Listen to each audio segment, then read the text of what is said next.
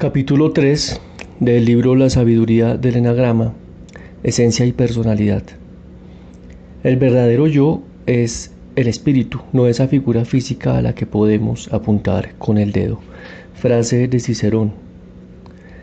El desarrollo espiritual es un viaje largo y arduo, una aventura por tierras desconocidas, llenas de sorpresa, alegría, belleza, dificultades e incluso peligros. Frase de Roberto Assagioli. La verdad esencial que nos transmite el enagrama es que somos mucho más que nuestra personalidad.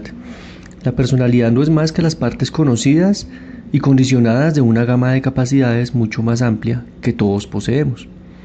Más allá de las limitaciones de nuestra personalidad, cada uno existe como una vasta categoría en gran parte no reconocida de ser o presencia, lo que se llama nuestra esencia.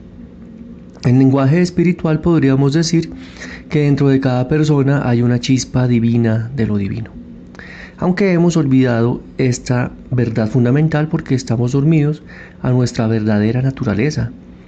No experimentamos nuestra naturaleza divina, no experimentamos a los demás como manifestaciones de lo divino. Más bien solemos volvernos duros, incluso cínicos, tratando a los demás como objetos de los que hay que defendernos o a los que hay que usar para nuestra gratificación. La mayoría tenemos cierta idea de lo que es la personalidad, pero probablemente la idea de esencia nos es desconocida.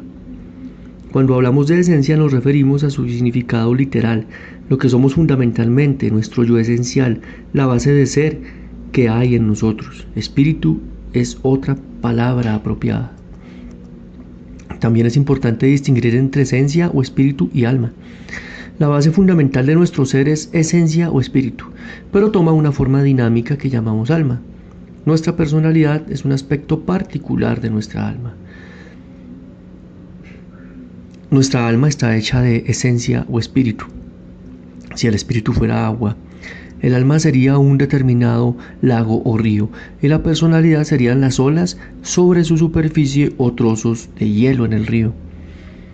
Generalmente no experimentamos nuestra esencia ni sus muchos aspectos porque nuestra percepción está muy dominada por nuestra personalidad. Pero cuando aprendemos a percibir nuestra personalidad, esta se hace más transparente y entonces podemos experimentar más directamente nuestra esencia. Seguimos funcionando en el mundo, pero con una creciente comprensión de nuestra conexión con la divinidad. Comprendemos que formamos parte de una presencia divina que nos rodea y está en nuestro interior y que se despliega constante y milagrosamente. El enagrama puede servirnos para ver lo que nos impide recordar esta verdad profunda sobre quiénes somos realmente, la verdad de nuestra naturaleza espiritual. Lo hace ofreciéndonos percepciones profundas y concretas de nuestra naturaleza psíquica y espiritual. También nos ofrece orientación respecto al aspecto que es necesario trabajar, pero solo mientras tengamos presente que no nos dice quiénes somos, sino cómo hemos limitado a quiénes somos. El enagrama no nos encierra dentro de una caja, nos muestra la caja en que ya estamos y la salida. Psicología sagrada. El hombre desea ser feliz aun cuando viva de tal modo que haga imposible la felicidad. Frase de San Agustín. El proceso neurótico es un problema del yo. Es un proceso de abandonar el verdadero yo por uno idealizado, de tratar de realizar ese yo falso en lugar del potencial humano que nos es dado. Frase de Karen Horney. La mayor felicidad es conocer la fuente de la infelicidad. Frase de Dostoyevsky. Una de las lecciones profundas del enagrama es que la integración psíquica y la comprensión espiritual no son procesos separados. Sin espiritualidad, la psicología no nos puede liberar ni conducir a las verdades más profundas acerca de nosotros mismos. Y sin la psicología, la espiritualidad puede llevarnos a la grandiosidad, la ilusión engañosa y el intento de huir de la realidad. El enagrama no es ni psicología árida ni misticismo enigmático, sino un instrumento de transformación que utiliza la claridad y la percepción interior de la psicología para acceder a una espiritualidad profunda y universal. Así, en sentido literal, el enagrama es el puente entre lo psicológico y la espiritualidad. El núcleo de esta psicología sagrada es que nuestro tipo básico revela los mecanismos psíquicos por los cuales olvidamos nuestra verdadera naturaleza, nuestra esencia divina. Nos revela el modo como nos abandonamos. La personalidad muestra las capacidades del temperamento innato para desarrollar defensas y compensaciones para las heridas recibidas en la infancia. Para sobrevivir a las dificultades, seas cuales fueren, con que nos encontramos en esa fase de la vida, sin darnos cuenta nos especializamos en un repertorio limitado de estrategias, imágenes propias y comportamientos que nos permitieron salir adelante y sobrevivir en el entorno de esos primeros años.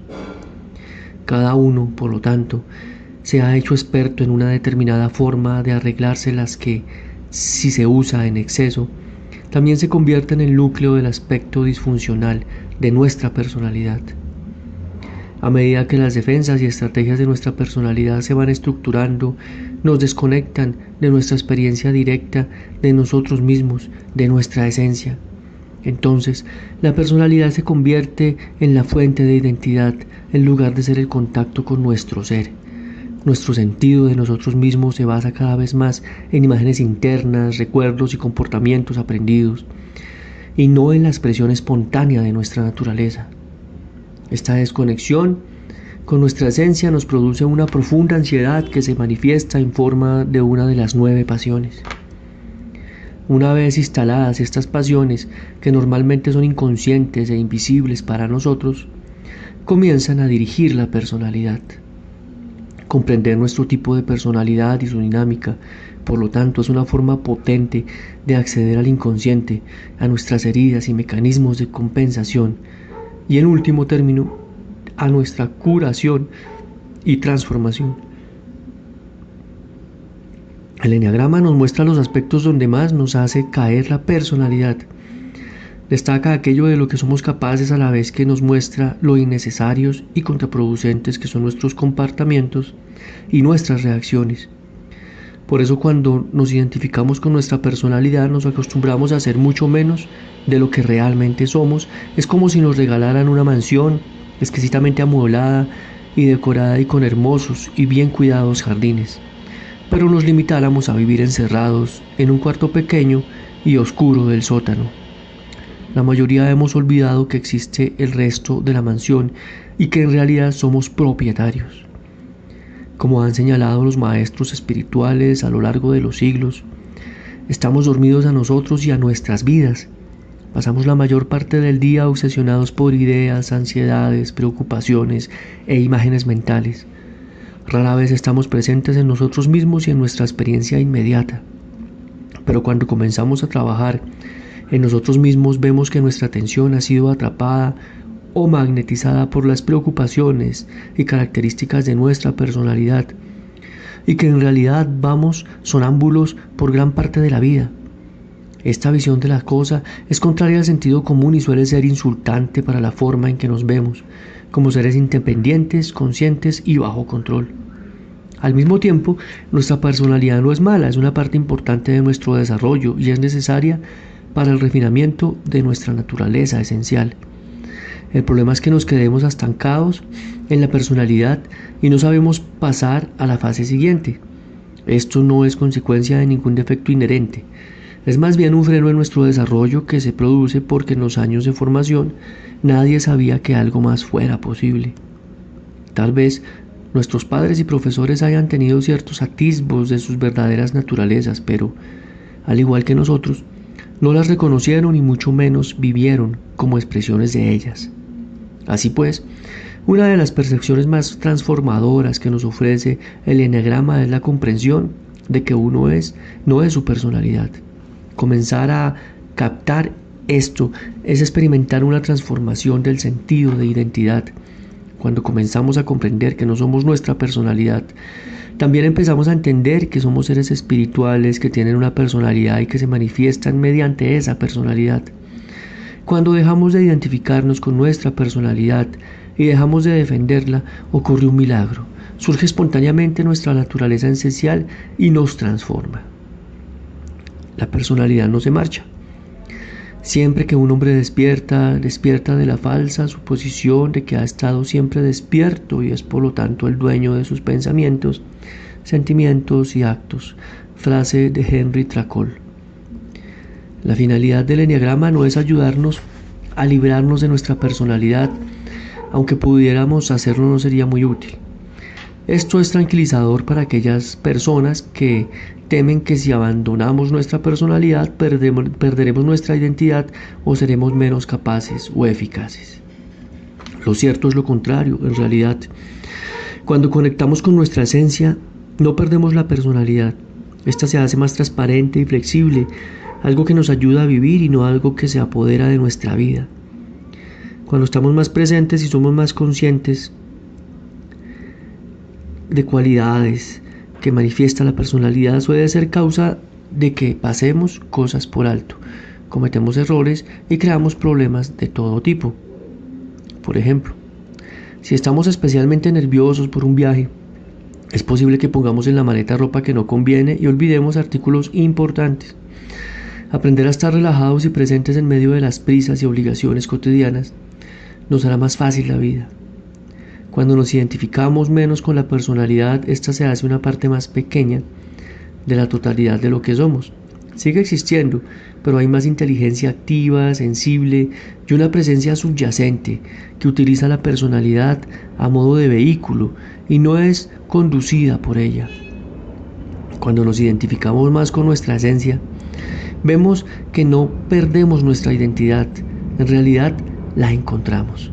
Sería un error, no obstante, sugerir que una experiencia de despertar o unas cuantas evitará que nos identifiquemos con nuestra propia personalidad.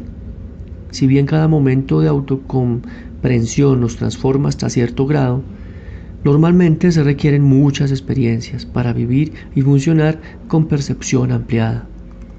Pero cuando se acumulan estas experiencias, poco a poco nuestra identidad se va abriendo para incluir más y más de nuestra naturaleza esencial. Se crea una capacidad para experiencias más profundas y el vehículo se expande para ser un portador más constante de lo divino. Nuestra luz interior se hace más brillante y se expande con mayor calidez por el mundo. El miedo básico y el deseo básico. Justamente las cosas que deseamos evitar, descuidar y abandonar resultan ser la materia prima de la que procede el verdadero crecimiento. Frase de Andrew Harvey. Todos los hombres deberían procurar aprender antes de morir de qué huyen, hacia qué van y por qué. Frase de James Turber. El mecanismo de la personalidad se pone en marcha mediante lo que llamamos el miedo básico de cada tipo. El miedo básico surge debido a la inevitable pérdida de contacto con nuestra naturaleza esencial durante la infancia. Esta pérdida ocurre por varios motivos. Como bebés recién nacidos, llegamos al mundo con necesidades naturales e innatas que deben satisfacerse para desarrollarnos como seres humanos maduros.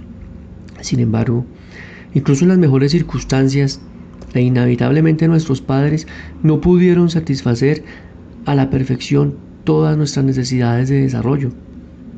Por buenas que fueran sus intenciones, hubo momentos en que tuvieron dificultad para hacer frente a nuestras necesidades, sobre todo aquellas que se habían satisfecho adecuadamente en ellos. Las que no se habían satisfecho adecuadamente en ellos. Forma parte de la naturaleza del bebé expresar una amplia gama de emociones y estados del ser. Si esas cualidades están bloqueadas en los padres, esto se siente nervioso e incómodo cada vez que surgen en el bebé, y esto produce ansiedad e infelicidad en el pequeño. Si, por ejemplo, un bebé expresa su alegría y placer por estar vivo, pero su madre está deprimida, probablemente ella no se sentirá cómoda con la alegría del bebé.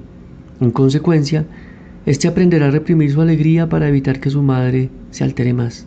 Otro bebé diferente temperamento tal vez llore o intente expresarse con más intensidad para obtener una reacción de la madre. Pero sea cual sea la reacción del bebé, su alegría no se refleja.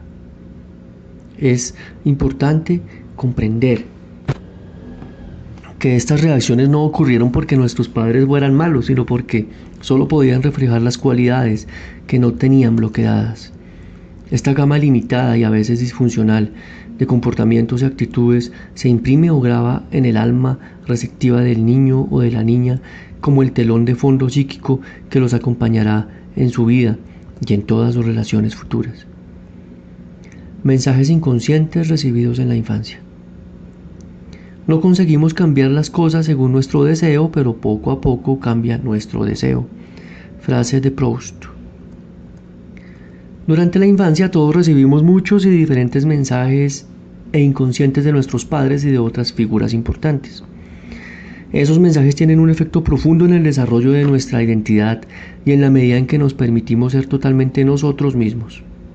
A menos que nuestros padres fueran seres humanos muy desarrollados y conscientes, el brillo expansivo de nuestra alma se vio obligado a apagarse en grados variables. Aunque algunos recibimos muchos de los mensajes siguientes, uno de ellos tiende a ser el principal de cada tipo. ¿Qué mensajes te afectan especialmente? Tipo 1. No está bien cometer errores. Tipo 2. No está bien tener necesidades. Tipo 3. No está bien tener sentimientos de identidad. Tipo 4. No está bien ser demasiado práctico ni demasiado feliz. Tipo 5.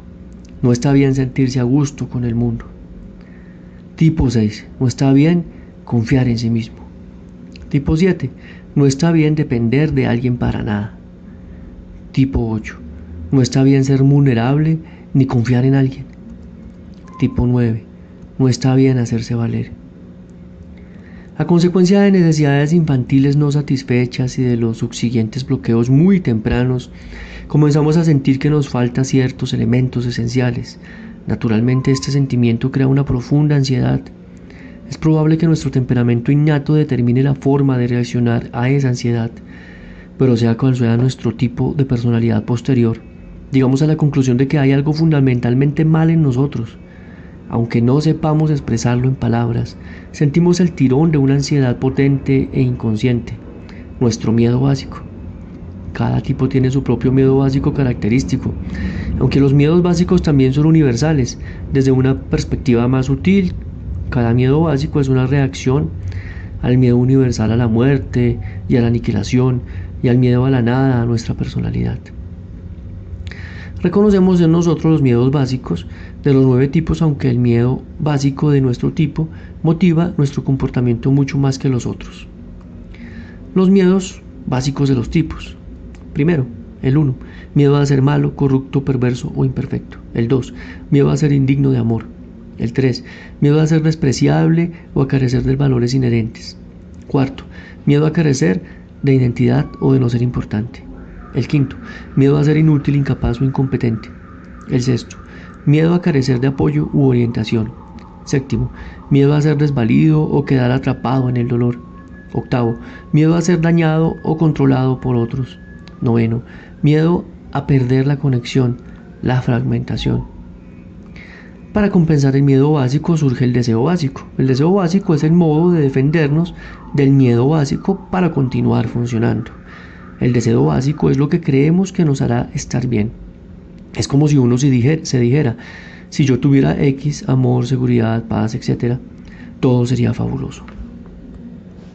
Al deseo básico también podríamos llamarlo programa del ego, porque nos dice qué es lo que el ego se afana por conseguir.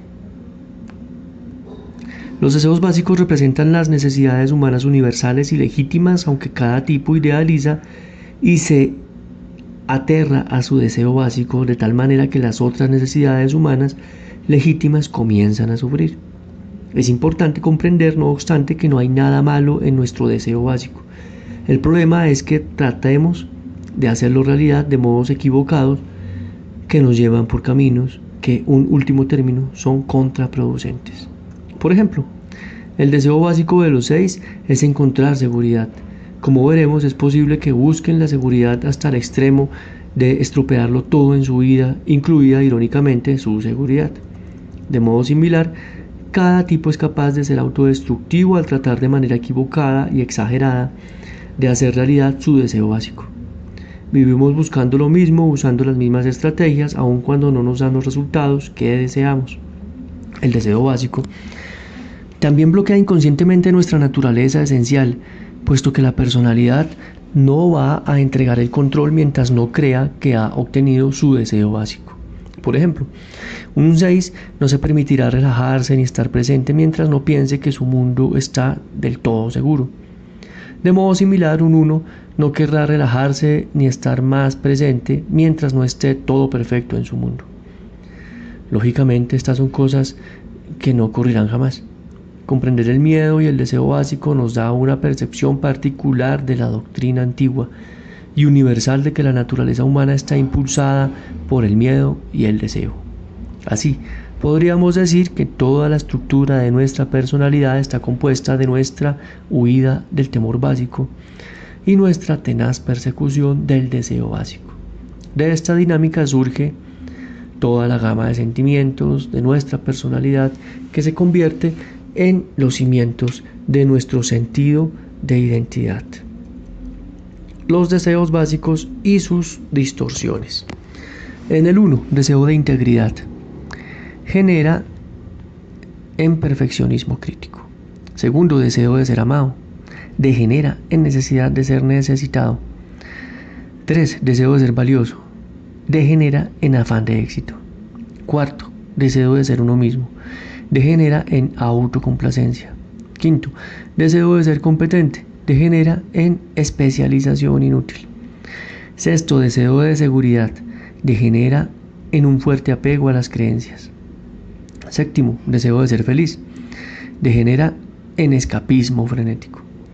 Octavo, deseo de protegerse, degenera en lucha constante. Noveno, deseo de estar en paz, degenera en terca negligencia. La personalidad ha constreñido la esencia. La psicología postula que gran parte de nuestra capacidad de actuar como adultos integrados y maduros está determinada por lo bien que se han satisfecho necesidades concretas de desarrollo durante la primera infancia. Aquellas necesidades que no se satisfacieron bien podrían considerarse desajustes que obstaculizan la capacidad para experimentar la integridad esencial. La tradición espiritual sugiere, además, que la personalidad se forma para compensar esos desajustes en nuestro desarrollo. La personalidad es como una escayola que protege un hueso fracturado. Cuanto más extremas son las lesiones, más extensa tiene que ser la zona escayolada. La escayola es necesariamente, por supuesto, para que el hueso pueda soldar y recuperar su funcionamiento total, pero si después no se quita la escayola, esta limita gravemente el uso de la extremidad e impide que siga creciendo. Algunas personas han tenido que desarrollar una personalidad equivalente a una escayola de cuerpo entero. Nadie ha salido de la infancia sin una cierta necesidad de ocultarse o aislarse para proteger de más heridas. Mensajes perdidos de la infancia. Considerada como una escayola temporal, la personalidad es una ayuda muy útil y absolutamente necesaria, porque se ha desarrollado potentemente alrededor de las zonas donde están las mayores heridas del alma. Se ha hecho más fuerte donde somos más débiles. Así pues, la personalidad no solo nos ayuda a sobrevivir psíquicamente, sino que también nos dirige ahora hacia donde más necesitamos hacer nuestro trabajo transformador. Pero dado que la mayor parte de nuestra personalidad no es más que una colección de reacciones condicionadas, miedos y creencias que no son nuestro verdadero yo, nuestra identificación con ella tiene por consecuencia un profundo abandono de uno mismo. La experiencia de nuestra identidad ha pasado de nuestra verdadera naturaleza al caparazón de defensas que hemos tenido que desarrollar. Durante la infancia, al mismo tiempo que recibimos mensajes limitadores, también se nos envían mensajes que todos necesitamos oír. Es posible que oigamos algunos, pero casi es seguro que no los oímos todos. El mensaje perdido, el que no se ha oído, aunque haya sido enviado, suele convertirse en el problema principal para el niño y en el núcleo de su miedo básico. Así pues, La estructura de la personalidad adulta de cada tipo hace todo lo posible para que otras personas le envíen el mensaje que nunca recibió bien. Lee los siguientes mensajes perdidos y observa su efecto en ti. ¿Qué mensaje necesitabas oír más? ¿Cómo te afecta ahora reconocer esa necesidad? Tipo 1, eres bueno. Tipo 2, eres deseado. Tipo 3, eres amado por ti mismo. Tipo 4, se te ve por lo que eres. Tipo 5, tus necesidades no son un problema. Tipo 6, estás seguro. Tipo 7, estarás cuidado y atendido. Tipo 8, no serás traicionado. Tipo 9, tu presencia importa. Mientras creamos que soy mi personalidad, vamos a estar identificados con la personalidad. Uno de los principales motivos de que nos resistamos al cambio es que el movimiento de vuelta a la esencia siempre entraña sentir el dolor de nuestro abandono. Cuando estamos dispuestos a decir, quiero ser quien soy realmente y quiero vivir en la verdad, ha comenzado el proceso de recuperación. Por estos motivos, al trabajar con este material, es posible que nos expongamos a verdades acerca de nosotros mismos que no sabíamos, o que volvamos a experimentar viejos dolores, miedos y rabias. Por eso es importante cultivar la comprensión y compasión de nosotros mismos. Tenemos que amarnos lo suficiente para saber que somos dignos de esfuerzo por conocernos tal como somos.